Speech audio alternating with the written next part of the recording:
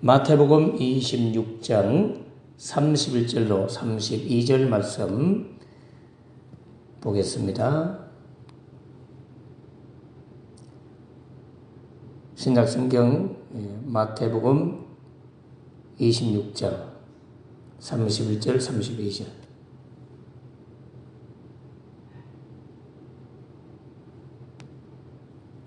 마태복음 26장 31절로 32절 함께 읽겠습니다. 그때 예수께서 제자들에게 이르시되 오늘 밤에 너희가 다 나를 버리리라. 기록된 바 내가 목자를 치리니 양의 떼가 흩어지리라 하였느니라. 그러나 내가 살아난 후에 너희보다 먼저 갈릴리로 가리라. 아멘. 자, 오늘은 갈릴리로 가리라 라고 하신 예수님의 말씀의 의미가 무엇인지를 나누고자 합니다.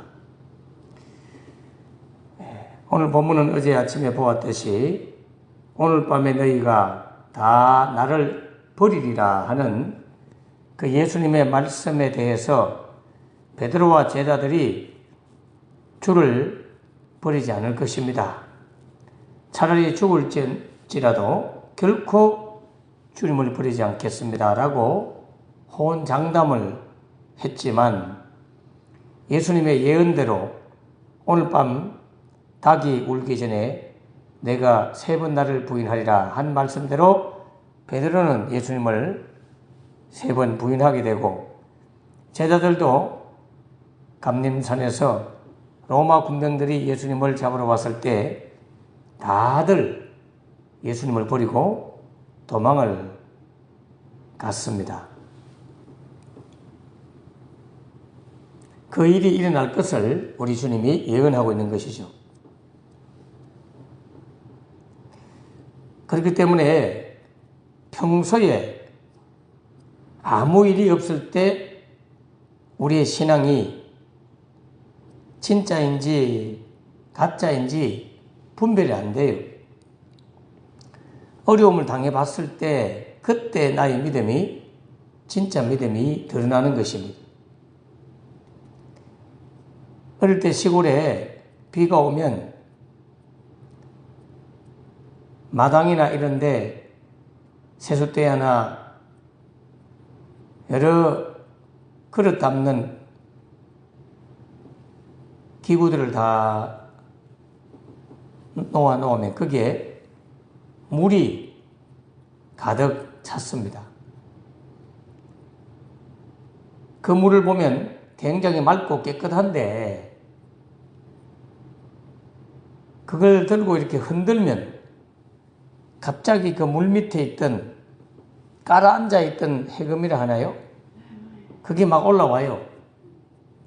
아무 일이 없을 때는 물이 깨끗한데 흔들면 가라앉아 있던 그 흙들이나 해금이 막 올라온다 이 말이죠. 우리의 신앙도 또는 우리의 성품도 평소에 아무 일이 없을 때 관계가 좋을 때 평온하지 않습니다. 다 착한 사람 같고 성품도 좋은 것 같고 믿음도 좋은 것 같고 그런데 어떤 일을 딱 당해보면 그때 성질이 드러나고 믿음도 드러나고 우리의 못난 모습이 그때 들통이 나는 거죠. 다니엘 기도회 때나 이런 데 보면 그 찬양하는 찬양팀들이 나오잖아요. 저는 찬양팀을 바라볼 때마다 와, 저들은 천사 같다. 저렇게 믿음이 좋을까? 그런 생각을 해봐요.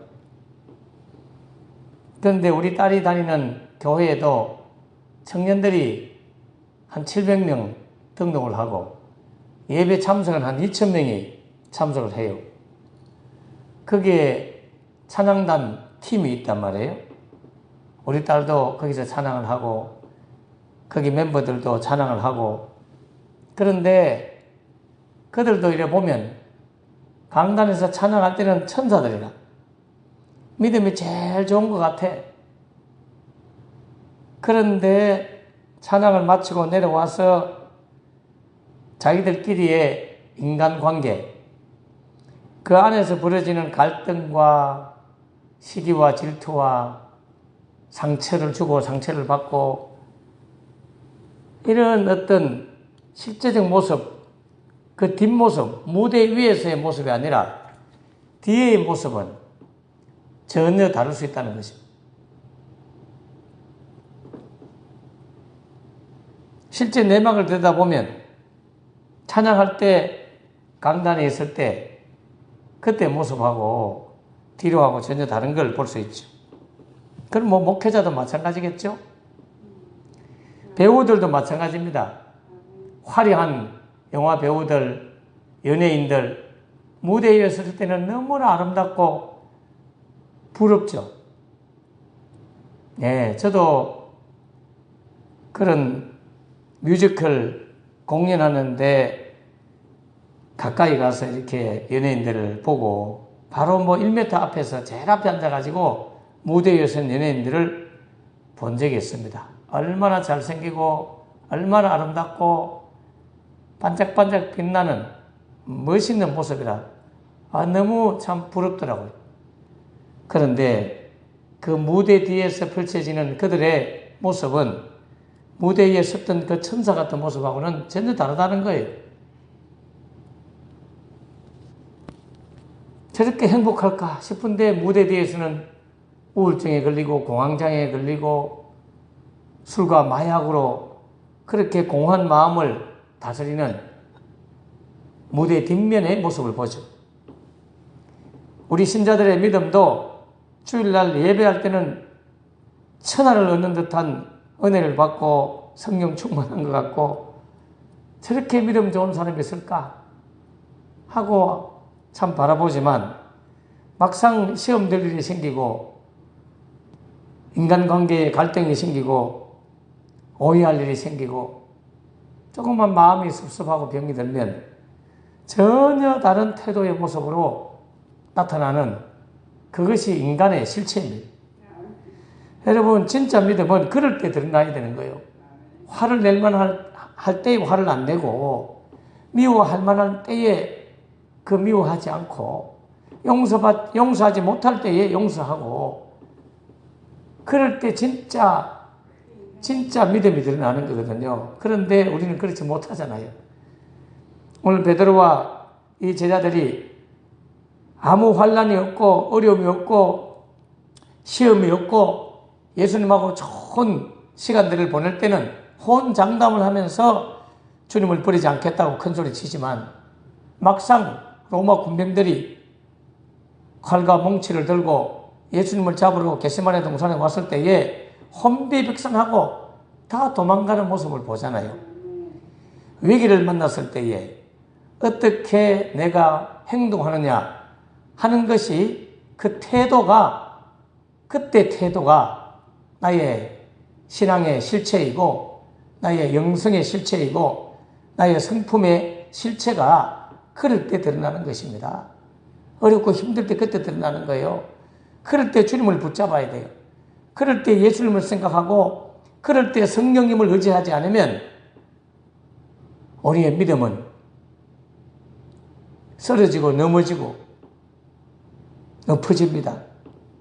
위기를 만났을 때에 나의 영적 태도가 어떤지, 성령님을 의지하는지, 말씀을 의지하는지, 아니면 육신적인 생각으로만 모든 걸 판단하고 결정하는지, 그럴 때 신앙이 드러나는 거예요. 참 성도들을 보면 그러한 어려움이 생겼을 때에 처음에는 감당이 안 돼가지고 육신으로 반응을 하고 육신적인 생각으로 막 시험에 들어서 교회도 안 나오고 싶고 믿음도 그만두고 싶고 막 이렇게 하다가도 하나님의 말씀을 들으면서 기도하면서 내가 이게 잘못됐구나, 여기 마귀가 역사하고 있구나, 사탄이 이거 이간질 하는구나, 사탄이 나를 지금 테스트하는구나, 또 하나님께서 나를 훈련시켜서 정금같이 나오도록 할 모양이다 하고 영적으로 깨달은 사람은 다시 주님 앞으로 돌아와서 예배자가 되고 기도하는 자가 되고 그렇게 변화되는 모습을 보게 됩니다. 그렇기 때문에 현재 우리의 형편, 그 사정, 아무 일이 없을 때에 나를 보지 말고 어려움을 당하고 환난이 왔을 때 내가 어떻게 행동할 것인가를 생각하면서 믿음 준비를 하셔야 됩니다. 마지막 때가 되면 큰 환난이 오고 그때 성도들에게 인내의 믿음이 필요하다고, 그럴 때 나의 믿음의 태도가 어떤지 그것이 나의 영적 실체이기 때문에 우리는 평생을 변함없이 예수님을 믿는다고 하는 것은 얼마나 큰 복인지 모릅니다. 하나님이 택한 자만이 평생을 예수 믿게 돼요. 교회를 다니다가 중간에 그만두고 예수 안 믿는 사람들이 부지기수입니다. 1200만의 기독교 신자가 됐다고 했지만 지금 700만, 600만, 수백만 명이 교회를 떠나고 예수님을 버렸습니다. 그래서 마태복음 22장 14절에 보면 청함을 받은 자는 많되 택함을 입은 자는 적으니라, 그렇게 말해요. 여러분, 청함을 받았다는 말은 클레토스라는 말로서 부름받은, 콜드 했다 이 말, 콜드. 즉 칼레오라는 부르다라는 말에서 유래된 것인데, 하나님께로부터 초청받고 부름받은 사람은 많지만 끝까지 믿음의 자리에 남아서 신앙을 지키고 하나님께로부터 성별받는, 선택받는 사람은 결코 많지 않습니다. 청함을 받은 사람은 많으나 택함받은 사람은 적다. 이 택함받은 에클렉토스. 여러분, 클레토스에서 에클렉토스로 바뀌어야 돼요. 에클렉토스로 바뀌어야 돼요. 클레토스에서 에클렉토스로 그렇게 와야 된다네. 에클레토스는 바로 골라서 선택받은, 정선한, 엄밀하게 선별한, 그게 에클레토스예요. 골라내가지고 선택해서 고르고 골라 정선한 그런 신자, 그 신자만이 마지막 이 땅을 떠날 때까지 예수 믿게 되었어요. 많은 분들이 교회 초청을 받고 예수 믿는다고 막 교회에 몰려오지만 마지막 때까지 끝까지 남은 사람, 그분이야말로 하나님께서 고르고 골라 정성스럽게 선별한 정선한 사람들이다 이 말이죠. 그게 선택받은 사람인데 수가 적다고 말해요. 이게 거물 비유에 보면 나와요. 마태복음 13장 47절 49절에 보면 또 천국은 마치 바다에 치고 각종 물고기를 모는 그물과 같으니, 그물에 가득함에, 물고기가 그물에 가득했어요. 그래서 어부가 그걸 끌어올려요. 물가로 끌어내고 어부가 그 앉아서 좋은 것은 그릇에 담고 못된 것은 내버리느니라, 이렇게 말해요. 세상 끝에도 이러하리냐, 천사들이 와서 의인 중에 악인들을 갈라낼 것이다, 그렇게 예언하고 있습니다. 많은 물고기가 그 물에 잡혔지만 하나님께서 거기서 골라내가지고 악한 것들, 잘못된 것을 탁 골라내고 제대로 된 물고기만 주인이 가져간다 이 말이죠. 여러분, 예수님을 믿다가 어려움을 만나갖고 중간에 배신하기도 하고 쓰러지고 갈등을 느끼고 교회를 떠나고 싶기도 하고 신앙을 중단하고 싶은 그런 마음이 생길 수 있습니다. 그게 인간입니다. 그러나 그럴 때 성령님을 의지하고 다시 주님 앞으로 돌아온 사람이 바로 택함받은 자들이고 하나님이 고르고 뽑은 하나님의 백성입니다. 제자들도 마찬가지였어요. 이 제자들도 나중에 보면 다 도망을 가잖아요. 다 배신하고 도망갔어요. 베드로는 마음에 찔렸던지 따라가다가 멀찍이 따라가다가 주님을 부인하고 저주하며 그렇게 예수님을 배신했던 사람이었습니다. 그런데 하나님께서는, 우리 예수님께서는 오늘 32절에 보면 희망적인 말을 한마디 해요. 내가 갈릴리로 갈 것이다. 갈릴리로 갈 것이다. 그 말을 통해서 뭔가 제자들이 다 버리고 도망가겠지만 갈릴리에서 다시 뭔가를 할 것을 예고하고 있는 내용이죠. 자, 그래서 우리는 평소에 기도할 때, 하나님 앞에 바라고 기도할 때 꼭 해야 될 기도 제목이 사도 바울이 데살로니가전서 5장 23절, 24절에 이렇게 소원하는 소원 내용이 나와요. 평강의 하나님이 친히 너희를 온전히 거룩하게 하시고, 하나님께서 우리를 온전히 거룩하게 하시고, 거룩하게 한다는 말은 구별한다 이 말이죠. 온전하게 구별해서 골라 뽑아서 또 너희의 온 영과 혼과 몸이 우리 주 예수 그리스도께서 강림하실 때에 흠없게 보존되기를 원하노라. 너희를 부르시는 이는 미쁘시니 그가 또한 이루시리라. 여러분, 우리가 기도해야 될 것은 주님이 재림할 때까지 우리의 영과 혼과 몸이 우리 주님께서 잘 보존해 주십시오. 내 힘으로는 안 되오니 믿음직스러운 신뢰할 수 있는 미쁘신 하나님께서 그걸 꼭 이루어 주십시오. 이 기도를 하셔야 돼요. 주님이 재림할 때까지 여러분의 믿음이 보호되도록, 여러분의 영과 혼과 몸이 보존되도록 주님의 도우심을 구하는 기도를 해야 됩니다. 여러분, 믿음도 내가 지키는 것이 아니라 주님이 지켜주셔야 돼요. 그러므로 주님 앞에 주님이 이루어 주십시오. 미쁘신 주님이 또한 이루시리라 말씀했으니 하나님 우리에게 이 믿음을 지켜달라고, 나의 영혼을 지켜달라고, 마지막까지 변함없이 믿음을 지키게 해달라고, 지켜달라고 주님 앞에 보존해달라고 기도하셔야 돼요. 여기 보존하다는 말은 테레오라는 단어를 쓰는데, 하나님 우리를 유의하여 관찰하여 경계하고 조심하여 주의해서 보호해 주십시오. 보존해 주십시오. 지켜 주십시오. 그런 뜻을 말해요. 보존하고 지켜달라고 주님 우리를 관찰해 주시고 유의해서 우리를 좀 봐주십시오. 그런 기도입니다. 우리는 주님 앞에 기도해야 됩니다. 주님, 많은 사람들을 보살피고 계시지만 특별히 나를 유의하여 지켜보시고 보호하셔서 주님 올 때까지 내 믿음을 지켜주십시오. 그렇게 기도하셔야 돼요. 그래서 오늘 본문 31절에 뒷부분에 보면 기록된 바 내가 목자를 치리니 양의 떼가 흩어지리라 이렇게 말씀해요.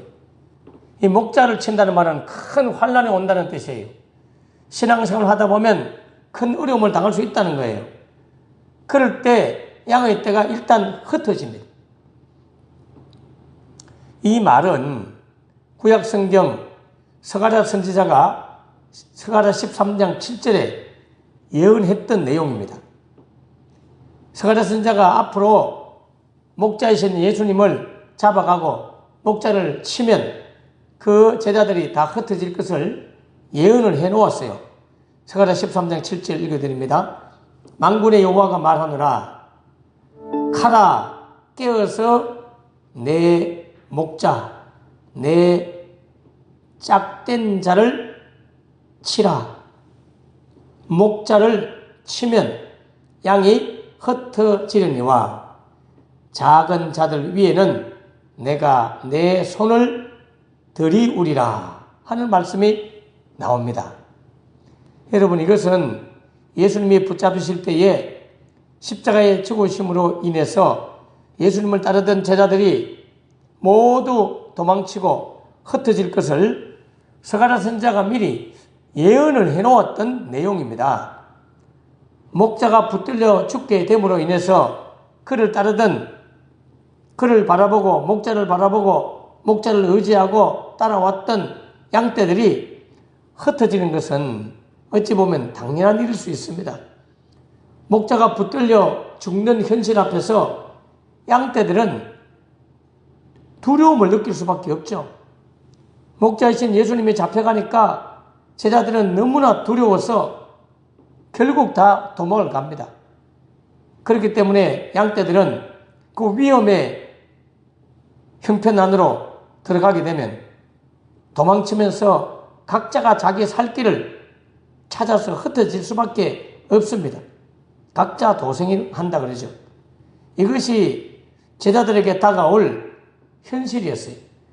스가랴의 예언대로 나중에 겟세마네 동산에서 예수님이 잡혀갈 때 이 제자들이 다 흩어지고 이 양떼들이 흩어집니다. 그런데 스가랴 선지자는 양떼는 흩어지는 것으로 끝나지 않아요. 오늘 마태복음 26장 32절에도 그러나 내가 살아난 후에 너희보다 먼저 갈릴리로 가리라 하는 말이 나오잖아요. 여기 보면 너희보다 먼저 간대요. 그러면 제자들도 나중에 온다는 말이잖아요. 다 도망갔던 제자들이 다시 갈릴리로 와가지고 먼저 가 계신 예수님을 만날 것을 예고하고 있습니다. 그러므로 제자들이 다 도망가가지고 흩어질 것 같지만 흩어졌으나 다시 갈릴리에서 만나게 될 것을 오늘 본문 32절에 예고하고 있어요. 여기 희망이 담겨 있는 거죠. 갈릴리로 가리라는 이 말 속에 너희보다 먼저 갈릴리로 가리라, 이 말 속에는 나중에 지금은 너희들이 도망가지만 나중에 다시 모여가지고 나한테 오게 될 거야, 그런 날이 있을 거야 하는 것이 들어 있습니다. 이것은 예수님이 부활하신 후에 실제로 제자들과 함께 갈릴리에서 다시 만나게 되죠. 그걸 예언하고 있는 거예요. 자, 그렇기 때문에 신자들은 비록 중간에 어려움을 만나갖고 도망을 가지고 흩어지기도 하지만 결국에 다시 주님께로 돌아와서 만나는 사람들이 진정한 신자들이겠습니다. 스가랴 13장에도 이 말씀이 예언되어 있어요. 스가랴 13장 7절 하반절에 보면 작은 자들 위에는 내가 내 손을 들이우리라 이렇게 되어 있잖아요. 목자를 치면 양들이 다 흩어지지만 그러나 작은 자들 위에는 내가 내 손을 들이우리라 그렇게 말씀해요. 여러분, 다 흩어지고 난 이후에 작은 자들, 많은 사람들이 따르더라도 어려움을 만나면 막 흩어지는데 그 중에 소수의 사람들한테는 하나님의 거룩한 손을 들이워서 도와준다는 말이에요. 여기 작은 자들은 바로 흩어진 양들을 의미하죠. 자, 이를 위해서 우리 하나님께서 그 손을 들여워서 도와준다는 거예요. 큰 어려움을 만나가지고 제자들이 다 도망을 가지만 그러나 그 중에 일부 제자들한테는, 사람들한테는 하나님의 거룩한 손을 들여워서 그를 도와준다 이 말이에요. 그래서 스가랴 13장 8절 9절을 보면 이렇게 예언해요. 13장 8절에 보면 여호와가 말하노라 이 온 땅에서 3분의 2는 멸망하고 3분의 1은 거기 남으리라. 여러분, 예수님을 따르던 많은 사람들이 있었는데 그 중에 3분의 2는 다 망한다는 거예요. 예수님을 버린다는 거예요. 오늘날 한 100명의 사람들이 따르면 적어도 65명 가까이는 예수님을 버린대요. 나머지 35명만 예수 믿는다는 거예요. 3분의 1만 남는데요. 이 3분의 1 안에 여러분이 들어가도록 주님 앞에 늘 기도하셔야 돼요. 내가 그 3분의 1을 불 가운데에 던져서 은같이 연단하여 금같이 시험을 할 것이다. 그들이 내 이름을 부르리니 내가 들을 것이며 나는 말하기를 이는 내 백성이라 할 것이요 그들은 말하기를 여호와는 내 하나님이십니다 하리라. 여러분, 구약 성경에 스가랴가 분명히 예언해 놓았어요. 하나님을 믿는다고, 예수님을 믿는다고 따르는 많은 사람들이 있지만 큰 환난을 당하고 시험을 당하면 3분의 2는 나가 떨어질 것이고 남아있는 3분의 1은 풀무불에 있는 것처럼 환난과 시험을 통과하고 은과 금같이 그 모든 것들이 잘 통과해가지고 이들이 바로 내 백성이 될 것이다 하나님이 칭할 뿐 아니라 그들도 하나님은 나의 하나님이십니다 하고 고백하는 진짜 신자들만 남게 될 것을 스가랴가 예언하고 있습니다. 하나님께서는 목자를 치고 양을 흩어버리지만 그러나 그 중에 3분의 1은 그 중에 일부 작은 자들 소수는 다시 불러서 하나님의 백성으로 삼고 그들도 하나님을 나의 하나님이라고 고백하면서 연단받고 훈련받아서 단련을 받은 후에 정금같이 나오리라 했던 그런 참된 신자가 따로 남는다는 거예요. 그래서 오늘 이 제자들도 다 흩어져서 도망갔지만 다시 갈릴리에서 만나가지고 예수님께서 재련하고 단련하여 부활의 주님과 함께 신앙의 훈련을 다시 받고 그들은 돌아와서 예루살렘에서 성령으로 충만하게 무장해가지고 예수를 위해서 기꺼이 숭배하는 신자로 새롭게 거듭났다는 걸 우리는 알고 있습니다. 주님을 따르던 신자들이 얼마나 많았습니까? 오병이어의 기적의 현장에도 5,000명이 먹고도 남음이 있는 여자와 아이들까지 합하면 15,000명 이상이 따랐고 또 7병이어의 기적에도 4,000명이 먹고도 남을 수 있는 수천 명, 수만 명의 주님을 따랐지만 끝까지 믿음을 지킨 사람은 소수였고 그들은 금과 은같이 단련받고 난 이후에 끝까지 남은 신자들, 그들이 지금까지 복음을 전해서 이 세계가 기독교를 믿는 많은 신자들이 생겨나게 된 것입니다. 오늘 스가랴의 예언처럼 마지막까지 끝까지 시련과 환난과 어려움을 통과하고 금같이 은같이 단련받아서 이들은 나의 백성이다 하는 칭함을 받고 여러분들도 하나님은 나의 하나님이십니다 고백할 수 있는 참된 신자가 되도록 갈릴리에 다시 가서 부활의 주님을 만나는 여러분 되기를 주님으로 축원합니다. 기도하겠습니다. 하나님 아버지, 우리는 비록 시험에 들고 그래서 때로는 두려워하고 때로는 넘어지고 엎어지지만 다시 부활의 주님인 갈릴리에서 예수님을 만날 수 있도록 영적인 갈릴리가 예비된 신자들이 되게 하여 주시옵소서. 갈릴리에서 다시 초심을 잃지 아니하고 새로운 시작을 했습니다. 제일 처음 제자들이 갈릴리에서 부름받았듯이 그들이 배신하고 도망가고 난 이후에 다시 갈릴리로 불러서 부활한 주님을 만나고 그들의 지시와 가르침을 받고 예루살렘에서 성령님의 오심을 기다리고 성령 충만 받았던 그들은 죽기까지 주님을 따라갔습니다. 저희들도 때로 엎어지고 넘어지고 시험에 들기도 하지만 우리에게는 영적인 갈릴리가 기다리고 있는 줄 압니다. 부활의 주님을 만나는 갈릴리가 있는 줄 압니다. 주님, 다시 만나는 갈릴리는 부활의 주님이었습니다. 예전에 만났던 예수님은 육신을 가졌던 예수님이었지만 다시 만났던 갈릴리는 부활의 주님이었습니다.